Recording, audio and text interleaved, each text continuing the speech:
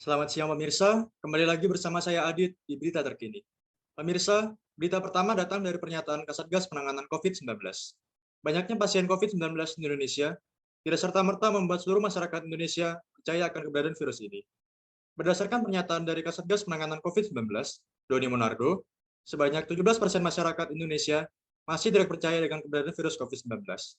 Oleh karena itu, dalam rapat yang dihadiri oleh gubernur, wakil gubernur, serta jajaran Pemprov Bengkulu, Doni meminta seluruh unsur pemerintah daerah, termasuk tokoh adat dan tokoh agama, agar terus berupaya memberikan pemahaman yang baik kepada masyarakatnya. Untuk informasi selengkapnya akan disampaikan oleh rekan saya Daniel, yang akan mewawancarai narasumber yang tidak percaya mengenai COVID-19 ini. Baik, rekan Daniel, silakan menyampaikan informasi yang Anda dapatkan. Baik, terima kasih Saudara Adit. Di sini saya juga sudah bersama dan beberapa narasumber lain, yaitu dengan seorang dari daerah yang berbeda, yaitu Saudara Wildan dan Saudara Arik. Menurut Saudara berdua, bagaimana mengenai situasi COVID-19 di Indonesia saat ini? Menurut saya, situasi COVID di Indonesia saat ini terlalu dibesar-besarkan gitu ya oleh media. Pandemi saat ini terkesan hanya sebuah konspirasi atau rekayasa dari sebuah pihak yang menginginkan sebuah profit dari adanya pandemi ini. Dapat dilihat dari angka penjualan masker yang sangat naik gitu ya, dan juga alat-alat kesehatan lainnya atau suplemen-suplemen kesehatan lainnya. Begitu, saudara. Nah, iya benar juga. Terus kan menurut saya juga pandemi ini tuh terlalu menitik beratkan ke masyarakat bawah ya. Soalnya kan dengan adanya masker-masker ini yang mana dengan prokesnya diwajibkan dan harganya masker ini tuh cenderung dinaikkan gitu loh sama oknum-oknum yang tidak bertanggung jawab dan ya makanya menurut saya apalagi kalau misalnya ini bukan akal-akalan dari oknum tersebut. Seperti itu saudara Daniel. Oke, jadi Saudara berdua memang kurang percaya mengenai pandemi COVID-19 saat ini. Lalu, menurut Anda, bagaimana tindakan pemerintah seperti lockdown dan PSBB? Apakah ini memberi dampak tertentu? Dari yang saya lihat ya, tindakan ini memberikan sebuah dampak yang sangat besar bagi pelaku UMKM dan juga pekerjaan yang penghasilannya itu harian, bukan akumulasi 1 tahun atau per bulan gitu. Bayangkan saja jika saat lockdown ini kan yang seharusnya dari pelaku usaha harian ini mendapatkan keuntungan gitu ya dan adanya lockdown ini menjadi sebuah penutup rezeki bagi mereka karena larangan dari pemerintah untuk keluar gitu. Bagaimana mereka bisa mendapatkan uang jika penghasilan mereka ini ditutup gitu. Oke, lalu menurut Saudara Arik, apakah daerah Anda banyak juga orang yang tidak mempercayai pandemi saat ini? Berkenaan dengan data yang kami dapat bahwa sekitar 17% masyarakat tidak percaya pandemi COVID-19. Gini loh mas, bukannya kita nggak percaya ya, tapi bener yang dikatain apa yang dijabarin dengan sama Mas Wildan tadi. Kalau misalnya ini pandemi itu lebih menitik beratkan kepada masyarakat menengah ke bawah, yang mana itu kesehariannya mencari nafkah bisa dibilang di jalanan. Dan prokes-prokes ini tuh udah membatasi mobilitas kita untuk mencari nafkah gitu loh.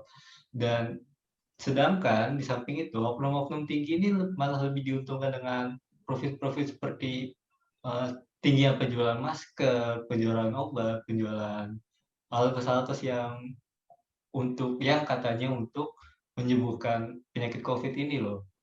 Dan ya gimana kita bisa percaya kalau misalnya kita itu lebih baik dirugikan daripada oknum-oknum yang di atas ini loh. Seperti itu Mas Dini. Berarti sebenarnya protokol kesehatan yang telah dibuat ini hanya memberatkan masyarakat kecil dong, dan bukannya membantu mereka. Jelas dapat terlihat dari yang saya katakan tadi. Dan tidak hanya itu, dari dampak dari lockdown ini kan perusahaan-perusahaan besar juga mengalami kerugian begitu. Jadi mau tidak mau mereka untuk mempertahankan keadaan keuangan di di perusahaan mereka, satu-satunya cara juga melakukan PHK massal. Dan dari PHK massal ini sudah jelas menambahkan angka kemiskinan di Indonesia ini. Dari yang awalnya punya pekerjaan jadi pengangguran gitu. Sungguh ironis. Yang katanya untuk membantu, tapi justru malah membebani. Dari tidak punya pekerjaan tersebut, mereka masih dituntut untuk memakai masker gitu, yang perharinya ganti. Bayangkan saja jika harga satu masker saja harganya 100 ribuan lah kita katakan. Lalu dalam satu pak masker tersebut berisi 5. Dalam satu hari kita berganti masker 1 kali gitu. Dalam 5 hari saja sudah habis itu 100 ribu, dan itu hanya untuk masker, belum untuk makan dan yang lainnya. Seperti itu.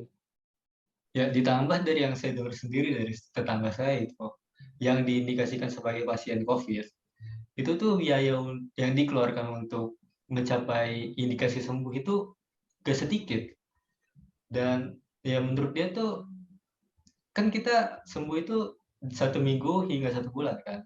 Dan perharinya itu menurut dia itu diperlukan minum vitamin seharga 100 ribu. Dan kalau dikali 7, 100 kali 7 itu kan 700 ribu. Itu harga minimal untuk kita bisa sembuh. Dan itu jumlah yang ya termasuk banyak untuk masyarakat kita lah, yang gak sedikit lah untuk masyarakat menengah ke bawah seperti kita ini. Dan ya dari info itu, apa coba kalau misalnya ini pandemi ini tuh bukan akal-akalan dari oknum-oknum di atas, gitu loh maksudnya. Ya, di sini saya mengajak kepada masyarakat semua ini untuk stop dibodoh-bodohi saat pandemi ini dengan beli ini, beli itu, atau yang lain sebagainya. Oke, saudara sekalian, saya tutup wawancara kali ini. Jadi terima kasih untuk saudara berdua, yaitu saudara Aib dan Wildan, atas waktu wawancaranya. Semoga sehat selalu, dan saya kembalikan kepada saudara Adit. Baik, terima kasih Saudara Daniel. Berikutnya, kami telah terhubung dengan 2 orang mahasiswa sebagai duta penanganan COVID-19 untuk menangani adanya pro dan kontra di antara masyarakat dalam memahami COVID-19. Bagaimana Saudara Daniel? Apakah kedua mahasiswa telah terhubung? Baik, terima kasih Saudara Adit. Di sini saya juga sudah bersama dengan 2 mahasiswa sebagai duta COVID-19 saat ini, yaitu Saudara Alfa dan Saudara Akila. Baik Saudara Alfa, bagaimana situasi COVID-19 di Indonesia saat ini? Menurut saya, situasi COVID di Indonesia saat ini sudah cukup rendah dibanding sebelum-sebelumnya. Hal ini dapat dilihat dari kasus yang dari hari ke harinya itu sudah makin turun. Baik, sebelumnya kami telah berbicara dengan beberapa narasumber yang mengkampanyekan bahwa sebenarnya COVID ini sebuah kejadian yang dibuat-buat untuk mendapat keuntungan pribadi. Akan tetapi, dalam penyampaian argumen mereka ini telah mendapat kritikan dari beberapa ahli dikarenakan argumen yang hanya terus mengulang mengenai masker. Dari argumen yang mereka sampaikan menunjukkan bahwa mereka ini kekurangan informasi. Dari hal tersebut, bagaimana tanggapan saudara berdua? Dari yang saya tangkap, pemikiran-pemikiran tentang pernyataan ini itu hanyalah sebuah pemikiran yang didasarkan pada pendapat sendiri. Bisa kita lihat bahwa pada awal COVID-19 masuk itu menimbulkan dampak yang begitu besar. Contohnya angka kematian yang semakin meningkat di hari-hari ke harinya. Dan di negara lain pun itu kerugian yang didapat juga cukup besar. Kalau dibilang ini hanya settingan, yang dimana tujuannya itu untuk mendapatkan keuntungan, lantas mengapa jumlah kasus COVID saat ini itu melonjak dengan sangat tinggi, dan bahkan rumah sakit pun itu dipenuhi oleh pasien dengan gejala dan keluhan yang sama. Selain itu, kalau dilihat dari perkembangan kasus 2 hari yang lalu, dapat kita lihat bahwa perbandingan jumlah kasus dan kesembuhan yang hampir berimbang. Untuk informasi lebih lengkapnya akan dijelaskan oleh rekan saya. Baik, terima kasih. Di sini saya akan melanjutkan memaparkan data yang sudah kami kumpulkan. Yang pertama, ini adalah data kasus COVID di seluruh dunia dalam rentang pada bulan 1 Maret 2020 sampai 31 Mei 2021. Seperti yang dapat dilihat, kasus COVID-19 selalu meningkat dan memuncak pada Mei 2021 dengan total kasus penambahan kurang lebih 20 juta pada kasus baru. Selanjutnya adalah data persebaran COVID-19 di Indonesia dalam rentang yang sama. Dalam data tersebut dijelaskan juga bahwa persebaran COVID-19 di Indonesia juga semakin tinggi, dengan puncaknya pada Februari 2021 dengan penambahan kasus kurang lebih 200.000 kasus baru. Pandemi juga mempengaruhi perubahan mobilitas dari keuntungan toko bahan makanan, toko obat, dan apotek di Indonesia dalam rentang waktu Maret 2020 hingga Mei 2021. Berdasarkan data, toko bahan makanan, obat, dan apotek mengalami penurunan yang besar pada awal pandemi, tepatnya April 2020 dengan penurunan sebesar 32%, dan mengalami penurunan lagi sebesar 20% pada Januari 2021.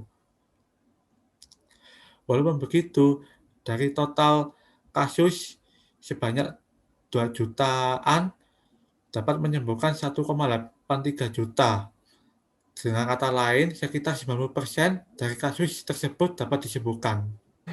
Baik, terima kasih untuk kesempatan yang diberikan oleh Saudara Alfa dan Saudara Akila. Terima kasih juga untuk pemaparan data yang telah disampaikan Saudara Akila. Saya cukupkan wawancara kali ini dan saya kembalikan kepada Saudara Adit. Baik, terima kasih Saudara Daniel. Sekian berita terkini hari ini. Sampai jumpa di berita-berita selanjutnya. Saya Adit, selaku pembawa acara, pamit undur diri. Selamat siang.